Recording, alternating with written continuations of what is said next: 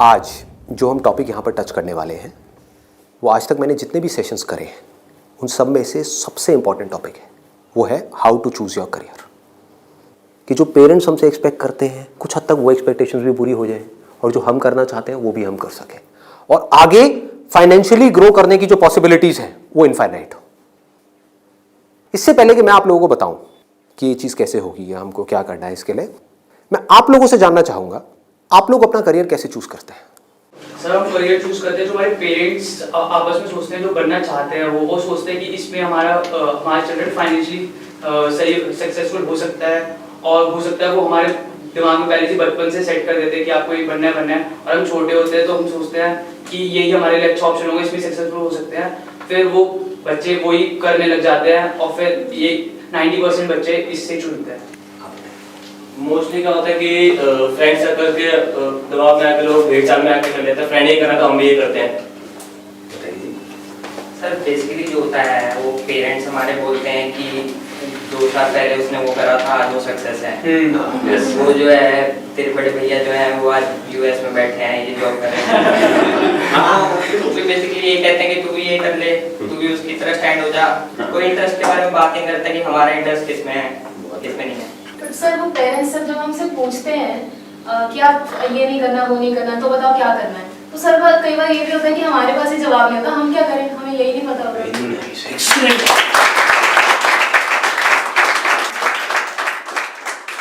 इसमें गलती पेरेंट्स की भी नहीं है। जैसे मैं आपको बोलता हूँ कॉमर्स, कुछ लिमिटेड ऑप्शंस माइंड में आते हैं। क्या आते हैं? सीए आता है और बीकॉम आता है और बीबीए आता है, एमबीए आता है, सीएफए आता है, और कोई ऑप्शन आता है? आता ही नहीं है। तो ध्यान से देखो क्या हो रहा है। हम सब बच्चों की सोच एक जैसी है, सब पेरेंट्स की सोच एक जैसी है। तो ये पेरेंट्स की सोच किसने बनाई? क्या उनकी गलती है? इस पूरी की पूरी सोसाइटी ने मिलकर बनाई। पेरेंट्स की सोच बनी और पेरेंट्स से बचपन से आज तक जो उन्होंने सुना देखा करा वहां से आपकी सोच बनी आपके पेरेंट्स से। तो अल्टीमेटली आप में और आपके पेरेंट्स में कोई फर्क नहीं है, उनको ब्लेम मत करो। आपकी सोच भी उनके जैसी ही है। अगर नहीं है तो बताओ कोई और ऑप्शंस। नहीं आते ना माइंड में?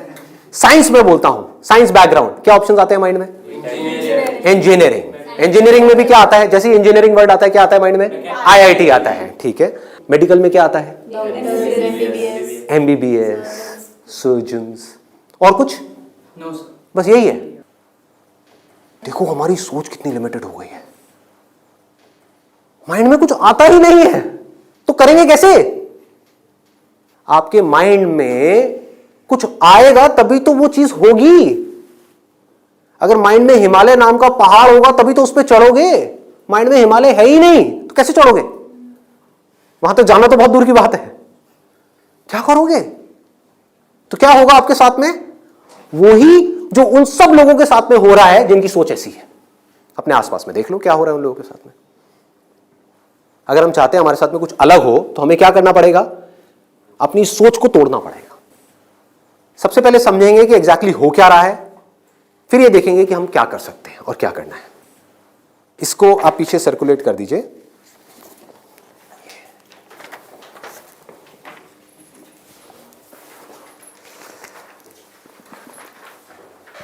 इसमें लिखा है how to choose a career.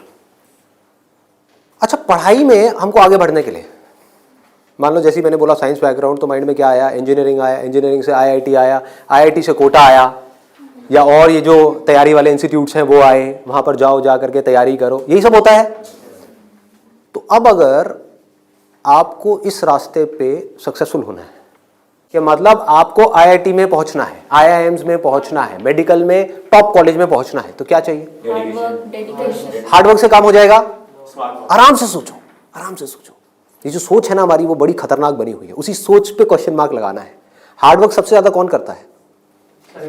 एक रिक्शे वाला, लेबरर सक्सेसफुल हो जाता है वो। ऐसे बच्चे देखे हैं जो बहुत हार्डवर्क करते हैं और तब भी नहीं हो पाता उनका, और ऐसे बच्चे हैं जो इतना हार्डवर्क नहीं करते हैं, अपनी लाइफ में एक बैलेंस बनाते हैं, मतलब घूमते फिरते भी है, मजे भी करते हैं, साथ साथ में पढ़ाई भी करते हैं और वो टॉप कर जाते हैं। तो इसका मतलब क्या है? हार्डवर्क पे क्वेश्चन मार्क लगाओ।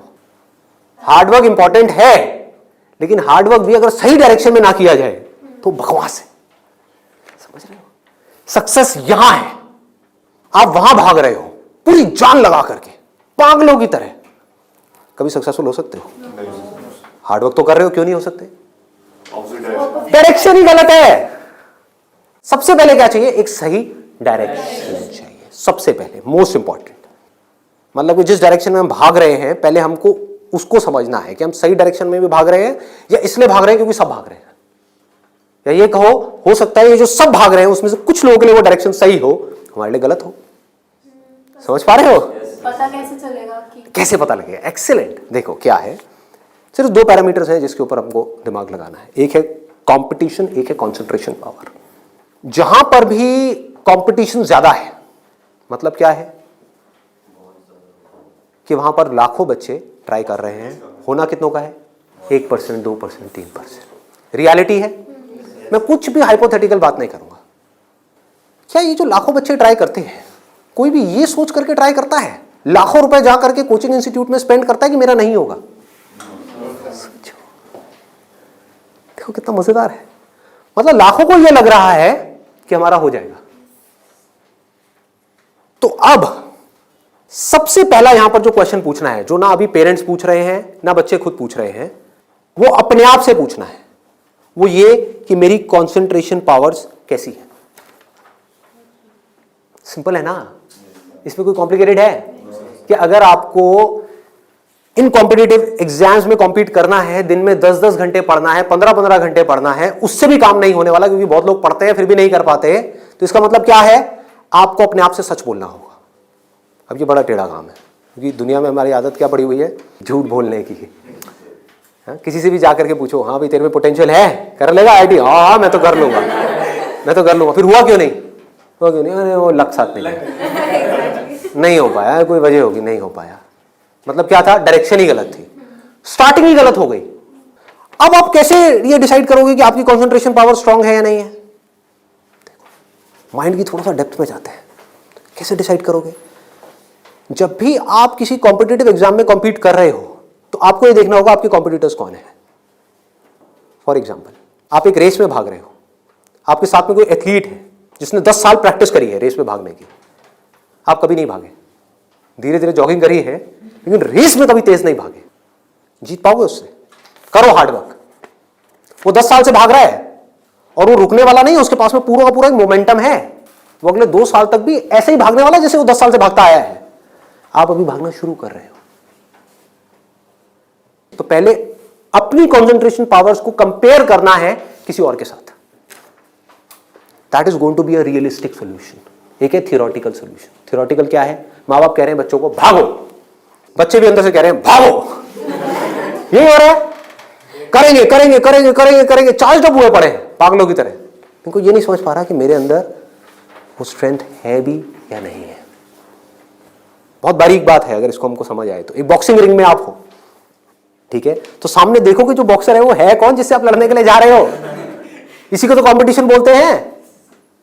तो अगर उस कंपटीशन को आपको जीतना है, और जीतना ही है, हारना किसको है? किसको अपने माँ बाप के पैसे डुबोने हैं? किसको अपनी लाइफ खराब करनी है? जीतना ही है। तो जीतने का क्या तरीका है? पहले अपने कॉम्पिटिटर्स की स्ट्रेंथ को समझ जाओ। समझ लो कि आप कॉम्पीट कर किसके साथ में रहे हो। वो कैसे समझोगे? रियलिस्टिकली अपने आप से पूछो, अपने स्कूल के बैकग्राउंड के बेस पे या जो भी आज तक आपने किया है उसके बेस पे। कुछ बच्चे होते हैं जिनको एक चैप्टर है, मान लो एक बुक में, उसको पूरा याद करने में या समझने में 1 घंटा लगता है। आपको कितनी देर लगती है?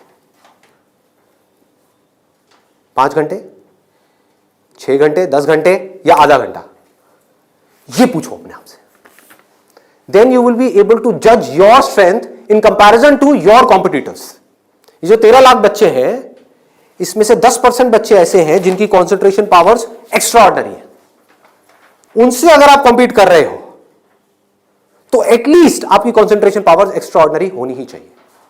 और कॉन्सेंट्रेशन पावर एक दिन में एक्स्ट्रा ऑर्डिनरी नहीं होती है, ये प्रैक्टिस है। मतलब उन्होंने कई सालों तक इसकी प्रैक्टिस करी है, तब जाके उनकी कॉन्सेंट्रेशन पावर एक लेवल तक पहुंची है। तो आप अपने आप से ईमानदारी से सवाल पूछो तो सही कि आपकी कॉन्सेंट्रेशन पावर है कैसी। अगर एक्स्ट्रा ऑर्डिनरी है और आप ऐसे कंपटीशन में जा रहे हो जहां पे कंपटीशन बहुत हाई है, तो आपके सक्सेसफुल होने के क्या चांसेस हैं? क्या 100% है? पूछो अपने आप से, दिमाग को खोलो। दिमाग बंद हुआ पड़ा है लोगों का।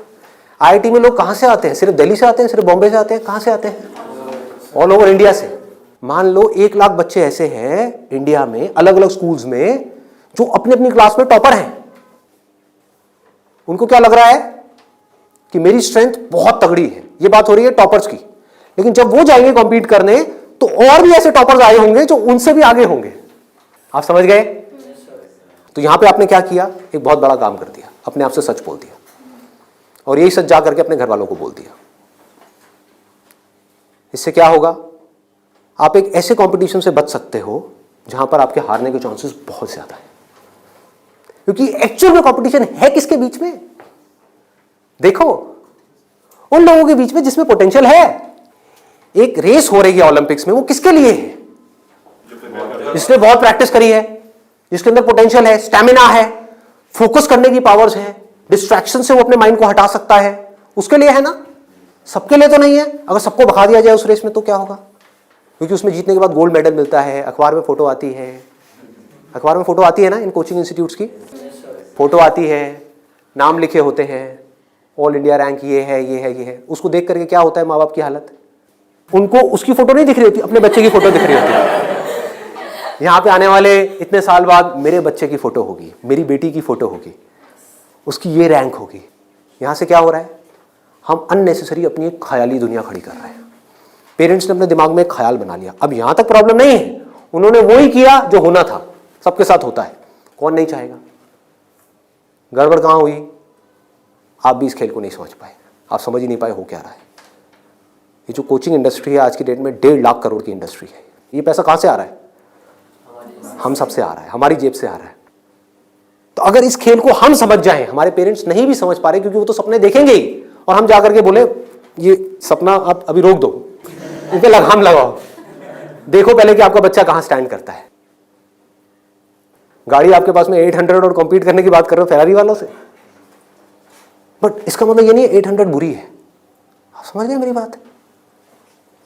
रेस में बुरी है, बट दिल्ली की सड़कों पे, पुरानी दिल्ली में फेरारी अच्छी है, 800 अच्छी है? 800 अच्छी है, ज्यादा सक्सेसफुल है। बट वही अगर उस रेस में चली जाए जिसमें सब भाग रही हैं और सारी 800 नहीं है, फरारीज है, एक से एक फरारीज है, किसमें कितनी आग लगी हुई है वो आपको पता ही नहीं है। आप समझ पा रहे हो? कोई आ रहा है कहीं से, उस बच्चे में कितनी आग है और कितना पोटेंशियल है वो आप सपने में भी नहीं सोच सकते, और आप उससे लड़ने की बात कर रहे हो। किस बेस पे? क्योंकि मेरे घर वालों ने ये सपना देखा है और मुझे सपने को सच करना है। पोटेंशियल है या नहीं है? पूछो अपने आप से, तो आपको क्लियर कट जवाब मिलेगा। क्लियर कट 10% लोग ऐसे होते हैं जिनमें एक्चुअल में पोटेंशियल है इन एग्जाम्स में कॉम्पीट करने का। तो if you are there in that top 10% category, तो अब आपका हार्डवर्क यहां पे काम आने वाला है। Depending upon your hard work, बशर्ते आपके अंदर पोटेंशियल हो। फॉर एग्जाम्पल फेरारीज की रेस हो रही है, उसमें आपने पूरी जान लगा दी, एक सेकंड के लिए भी डिस्ट्रैक्ट नहीं हुए। ठीक है, डिस्ट्रैक्ट होने में 1 सेकंड लगता है। डिस्ट्रैक्शंस वाला मेरा सेशन है पावर ऑफ फोकस, वो देखा होगा आप लोगों ने। बहुत तरह की डिस्ट्रैक्शंस है। मान लो आप हो तो फेरारी, लेकिन डिस्ट्रैक्ट हो गए, रुक गए, रेस यहां हो रही है, आप यहां चले गए, आउट है कि नहीं? तो आपको पूरी तरह से फोकस्ड रहना पड़ेगा, हार्डवर्क करना होगा, डेडिकेशन चाहिए, डिजायर चाहिए, सब कुछ चाहिए। लेकिन सबसे पहले क्या चाहिए? इंजन में दम होना चाहिए, अंदर वो पोटेंशियल होना चाहिए, एक्स्ट्रा ऑर्डिनरी कॉन्सेंट्रेशन पावर्स होनी चाहिए। ये बात हमको समझ क्यों नहीं आ रही है? अब क्यों चाहिए कॉन्सेंट्रेशन पावर्स? कभी सोचा है? 2 तरह के काम है इस दुनिया में, एक वो जिसमें हमारा इंटरेस्ट है, दूसरा वो जिसमें इंटरेस्ट नहीं है। जहां इंटरेस्ट नहीं है वहां पर कॉन्सेंट्रेशन पावर्स का स्ट्रांग होना बहुत जरूरी है, जहां है वहां पर नहीं है, क्योंकि वहां तो ध्यान लग जाता है। वीडियो गेम खेलने के लिए कॉन्सेंट्रेशन पावर चाहिए क्या? क्यों? क्यों? इंटरेस्ट है तो वहां पर कॉन्सेंट्रेशन हो जाता है, खेलने में कॉन्सेंट्रेशन हो जाता है, और बहुत सारी चीजों में कॉन्सेंट्रेशन हो जाता है। पढ़ाई में हमें कॉन्सेंट्रेट करना पड़ता है और चाहिए ही चाहिए, क्योंकि पढ़ाई में 99.99% लोगों का इंटरेस्ट नहीं होता। तो कैसे पढ़ाई में क्रैक कर पाएंगे? तब जब अपने ध्यान को ऐसी जगह पे रोकना आता हो जहां पे हमारा इंटरेस्ट नहीं है। और ऐसी स्ट्रेंथ कितने लोगों में होती है? सच सच बताना आज, मतलब ईमानदारी से, आप में से कितने हैं यहां पर जो आप क्लेम कर सकते हो कि मेरी जो कॉन्सेंट्रेशन पावर्स हैं वो एक्स्ट्राऑर्डिनरी है? ऑनेस्टली आपकी है, let's give a big hand for it. हम सब में से सिर्फ एक की, और ट्राई कौन करते हैं? सब करते हैं। मेजॉरिटी ऑफ पीपल, सब तो नहीं कह सकते, मेजॉरिटी ऑफ पीपल करते हैं। है ना खतरनाक खेल। और एक बहुत बड़ी चीज हुई है अभी यहां पर, आप में से सिर्फ एक ने अपना हाथ उठाया, बाकी ने नहीं उठाया। इसका मतलब आपने क्या किया? सच बोल दिया, एक्सेप्ट कर लिया। अगर अपने घर पे भी एक्सेप्ट कर लो तो क्या होगा? खेल शुरू होने से पहले ही खत्म हो जाएगा। अगर ये मेजॉरिटी ऑफ बच्चों को समझ आ जाए, इंडिया में लाखों बच्चे मेरी वीडियोस देखते हैं, उनको ये समझ आ जाए और वो अपने आप से सच बोल दें, अपना हाथ ऊपर ना करें, अपने घर पे जाकर के बोल दें मेरी कंसंट्रेशन पावर एक्स्ट्रा ऑर्डिनरी नहीं है। हाँ, मेरी क्लास में कुछ 4 बच्चे हैं, उनकी है, और वो भी कॉम्पीट करने जा रहे हैं, उनको करने दो। मुझे नहीं लगता कि मैं जीत पाऊंगा इस खेल में। हाँ, कुछ और ऐसे खेल हैं जहां पर मैं फाड़ दूंगा, तो क्या होगा? अब क्या आपके पेरेंट्स भेजेंगे आपको? पहले ही बोल दो, आपने भेजना है भेज दो, लेकिन आपका पैसा डूबेगा। 5 लाख डुबोने हैं, डुबो दो। भेजना है भेज दो, मुझे पता है मेरा नहीं हो पाएगा। ये झूठ है, ये नेगेटिव थिंकिंग है, या ये रियलिस्टिक थिंकिंग है? देखो समझो, realistic thinking, that is the biggest thing जो हमको समझना है। पॉजिटिव थिंकिंग का लोग मतलब क्या निकालते हैं कि मेरे पास में मारुति 800 है, और मैं ये एक्सेप्ट ही ना करूं कि मेरे पास में मारुति 800 है, मैं अपना एक ख्याल बना लूं कि मेरे पास में फेरारी है, और जाकर के कॉम्पीट करूं ऐसे लोगों के साथ में जिनके पास में एक्चुअल में फेरारी है। फर्क पता लग रहा है? और ऊपर से अपने आप को पॉजिटिवली अंदर से मोटिवेट करता रहा हूं। घर वाले भी मुझे रोज फोन करके, नहीं बेटा तू कर सकता है, कर सकता है, कर सकता। रियलिटी को देखो ही ना, अपनी स्ट्रेंथ को देखो ही ना, अपनी आंखें बंद कर लो, सच बोलो अपने आप से। जीत सकते हो तो लड़ो, नहीं जीत सकते तो कोई ऐसी जगह पे जाओ जहां पे आप जीत सकते हो, या बेटर स्टिल जहां पे कोई कंपटीशन ही ना हो। आगे बढ़ते हैं। दूसरा क्या है? ये तो हो गई पहली कैटेगरी, एक्स्ट्रा ऑर्डिनरी, जो यहां पर अभी कोई भी नहीं मिला, सिर्फ एक मिला है। दूसरा है ऑर्डिनरी। 90% लोग एक क्लास में, 90% स्टूडेंट्स इंडिया में वो इस सेगमेंट में आते हैं। अब मजे की बात क्या है, ये जो कोचिंग इंस्टीट्यूट्स हैं, इनकी दुकानें कैसे बच्चों से चल रही है? ऐसे बच्चों से। कुछ रोल मॉडल्स दिखा करके, देखो हमारे इंस्टीट्यूट से ये है, उन्होंने ये कर दिया, जनता को लेकर के आएंगे। जितनी ज्यादा भीड़ आ जाए उतना अच्छा। तो इस पूरी प्रॉब्लम को अगर सॉल्व करना है तो कौन करेगा? एक स्टूडेंट ही कर सकता है। आप चाहो तो स्टैंड ले सकते हो। स्टैंड मतलब क्या? सच बोल दो। ऑर्डिनरी लोग 90% ये कहां जा रहे हैं? हाईली कॉम्पिटिटिव फील्ड्स में जा रहे हैं। क्यों जा रहे हैं? क्योंकि सब जा रहे हैं, क्योंकि उन्हें लग रहा है कि मेरा हो जाएगा।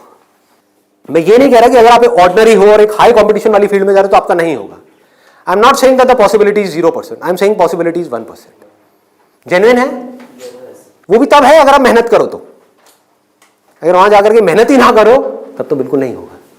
अगर आप बहुत मेहनत करो तो 1%। क्योंकि मैं हिम्मत नहीं तोड़ूंगा ऐसे लोगों की। लाखों ऐसे स्टूडेंट्स हैं जो आज की डेट में ऐसा कर रहे हैं। बट ये वीडियो मैं सिर्फ अभी करंट सिचुएशन के लिए नहीं बना रहा, मैं आगे तक देख रहा हूं।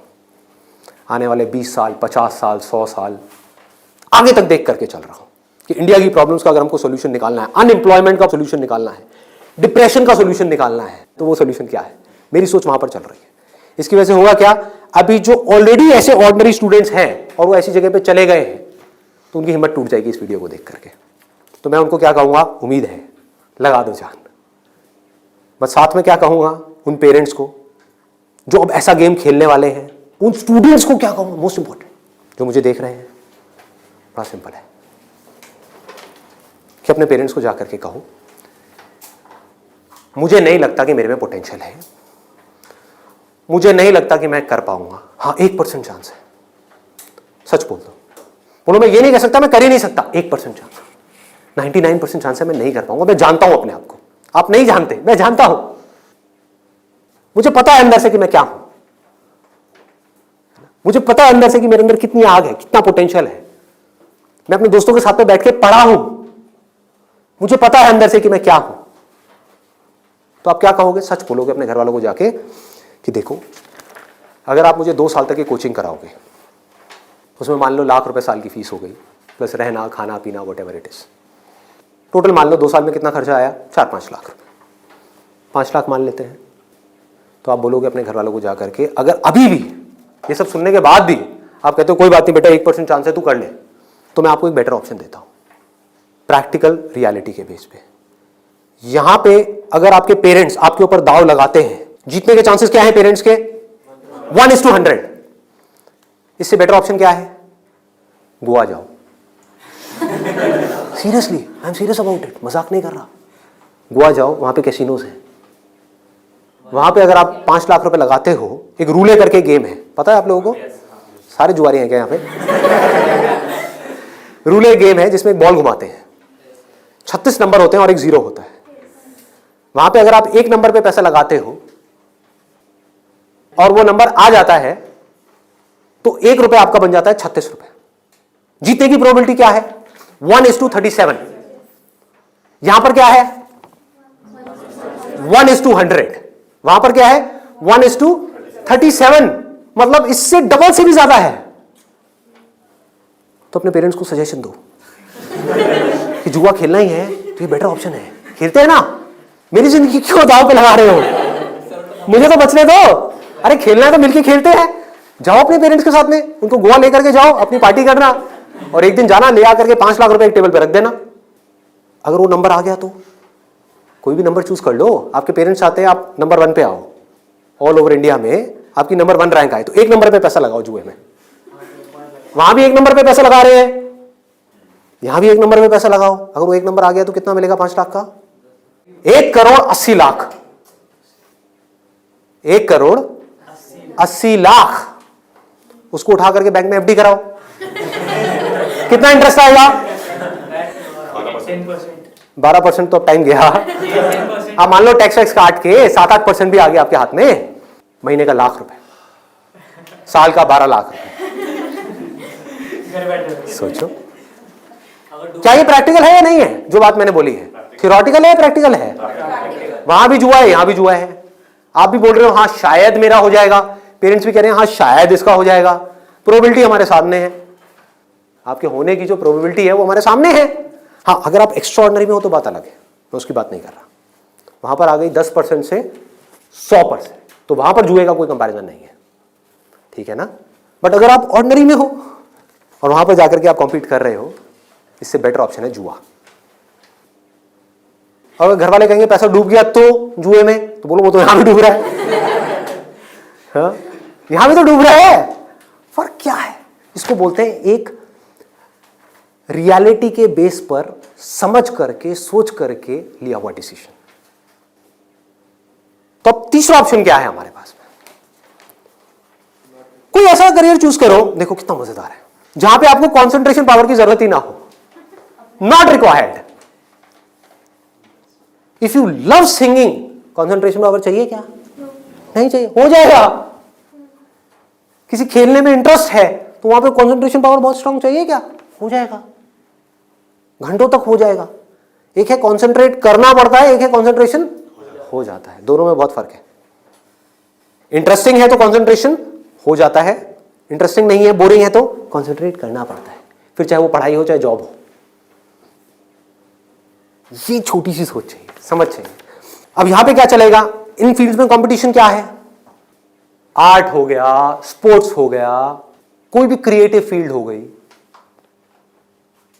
वहां पर कंपटीशन क्या है? बहुत ज्यादा है उन लोगों के लिए जो मीडियोकर है। लेकिन अगर आपके अंदर टैलेंट है, कोई कंपटीशन नहीं है, क्योंकि दोनों का आपस में कंपैरिजन किया ही नहीं जा सकता, कोई नंबर्स नहीं है ना।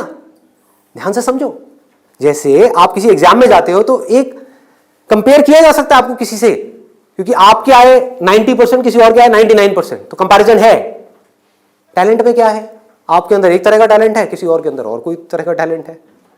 आप जो कर सकते हो वो नहीं कर सकता, वो जो कर सकता है वो नहीं कर सकता। एक सिंगर है, उसकी अलग तरह की आवाज है, कोई और सिंगर है, उसकी अलग तरह की आवाज है। अब यहां पे भी एक छोटा सा प्रॉब्लम है। प्रॉब्लम क्या है यहां पर? प्रैक्टिकली आप लोग बताओ कि प्रॉब्लम क्या है यहां पर इस तरह का कुछ करने में? स्कोप क्या होगा, क्या नहीं होगा? देखो अगर टैलेंट है तो स्कोप होगा या नहीं होगा? होगा। बट ऑब्वियस, टैलेंट कैसे डेवलप होता है? प्रैक्टिस। और ये भी तभी काम आएगा जब इंटरेस्ट होगा। समझ गए ना? जितना ज्यादा इंटरेस्ट होगा उतना ही ज्यादा पैशन होगा, जितना ज्यादा पैशन होगा उतना ही ज्यादा पैशन के साथ प्रैक्टिस करोगे, जितना प्रैक्टिस करते चले जाओगे उतना ही टैलेंट बढ़ता चला जाएगा, जितना आपका टैलेंट बढ़ता चला जाएगा आपके लिए कंपटीशन उतना ही कम होता चला जाएगा। क्लियर है ना? बट आप इन सारे रूट से भागने के लिए वहां पर जा रहे हो तो भगवान ही मालिक है आपका। समझ गए? पढ़ाई के टॉर्चर से बचने के लिए जबरदस्ती कोई ऐसा काम नहीं है जो आपको बहुत इंटरेस्टिंग लगता है फिर भी आप कर लो, आपको हाँ ये सही है, तो आपका वही हाल होगा जो वहां पे कंपटीशन में बाकी लोगों का हो रहा है। मतलब आपको जेन्युइनली चूज करना होगा कोई ऐसा interest which you are extremely passionate about, extremely passionate about.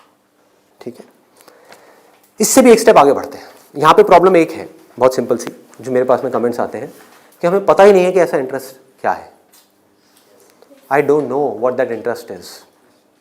मेरे लिए ऐसा कोई इंटरेस्ट नहीं है, कोई ऐसा टैलेंट नहीं है, कोई ऐसी स्किल नहीं है जो मैं कह सकूं कि हाँ इसके बेस पे मैं अपनी पूरी लाइफ स्टेक पे लगा सकता हूं। उनके लिए क्या सोल्यूशन है? आपके घर वाले चाहते हैं आपको डिग्री मिले, आप चाहते हो कुछ अपना करना, फाइनेंशियली भी सक्सेसफुल हो जाओ, तो उसका ऑप्शन क्या है? ये रहा। यानी कि आप बहुत ज्यादा टफ एग्जाम्स को क्रैक नहीं कर सकते, बहुत ज्यादा टफ पढ़ाई नहीं कर सकते, लेकिन आप पढ़ सकते हो। तो आप एक ऐसी फील्ड चूज करते हो जहां पे कंपटीशन लो है, जहां पे कंपटीशन कम है, और अगर वहां पर आप स्मार्ट वर्क करने लग जाओ तो आपके जीतने के जो चांसेस हैं, सक्सेसफुल होने के चांसेस हैं, that starts from 10% and goes up to 100%, as good as उन लोगों के कंपैरिजन में जो यहां पर टॉपर है। और यहां पर कोई लिमिट नहीं है कि हम क्या कर सकते हैं। स्मार्ट वर्क को मैंने नीचे डिफाइन भी किया हुआ है कि what does smart work mean. It means developing your understanding, that is smart work. जो काम आप कर रहे हो उसकी समझ अगर आपको है कि आप क्या कर रहे हो, क्यों कर रहे हो, कैसे कर रहे हो, तो आप स्मार्ट वर्क कर रहे हो। समझ नहीं है बस कर रहे हो तो आप हार्ड वर्क कर रहे हो। अब इसमें मैं आपको एक प्रैक्टिकल एग्जांपल देने वाला हूं। एक सिंपल सा करियर मैं आपको बता रहा हूं, फिजियोथेरेपी। सुना इसके बारे में सबने?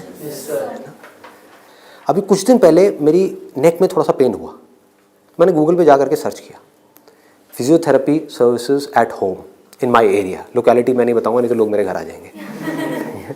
तो मैंने सर्च किया, वहाँ पर ऊपर कुछ लिस्टिंग्स आई, कुछ वेबसाइट्स आई, उसमें एक डॉक्टर का नाम मुझे मिला। उनकी मैं वेबसाइट पे गया, वहाँ जा करके उन डॉक्टर के बारे में मैंने 2-3 मिनट पढ़ा, समझा, मुझे अच्छा लगा पढ़ करके, समझ करके। उनको फ़ोन किया, वो मेरे घर पे आए, उन्होंने मुझे 7 दिन तक फिजियोथेरेपी ट्रीटमेंट दिया। वो एक ट्रीटमेंट का लेते हैं 500 से 700 रुपये, कई बार 1000 रुपये भी लेते हैं, depending upon the complications and time involved. मेरे से उन्होंने लिए 500 रुपये। मैंने उनसे पूछा कि आप दिन में ऑन एन एवरेज कितने ट्रीटमेंट्स करते हो? उन्होंने कहा एक दिन का ऑन एन एवरेज मैं 8 से 10 ट्रीटमेंट्स करता हूँ। मैंने कैलकुलेशन करी, दिमाग चलाया, 8 से 10 का मतलब क्या हुआ? 4 से 5,000 रुपये एक दिन का, एक महीने का नहीं, एक दिन का। कितना हो गया एक महीने का? लाख से 1.25 लाख रुपए।